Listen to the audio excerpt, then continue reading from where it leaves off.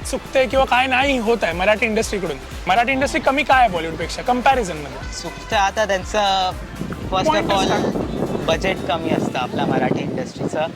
Then audience फारशी support नाही करत आपली इंडियामधली. महाराष्ट्रातली करतात पण ती तिथल्या तिथेच राहतात. आता जी बॉलिवूडमध्ये हिंदीमध्ये करतात ती ऑल ओव्हर इंडिया सपोर्ट होतात कारण की ती हिंदीमध्ये सगळ्यांना समजते. तर मराठीचा प्रॉब्लेम दिल्ली ठिकाणी UP ठिकाणी असतो थोडा, तर त्यामुळे ती तेवढी सस्टेन नाही करू शकत तेवढ्या पार्टमध्ये. ते मराठी इंडस्ट्रीमध्ये काय आहे की जी लँग्वेज आहे ती ओरिजिनलच वाटत नाही. बोली भाषा जी आहे का, साऊथचे पिक्चर आता ते कन्वर्ट केलेलं असतं, हिंदीमध्ये केलेलं असतं तरी पण ते म्हणजे चांगले वाटतात बघायला. बरोबर.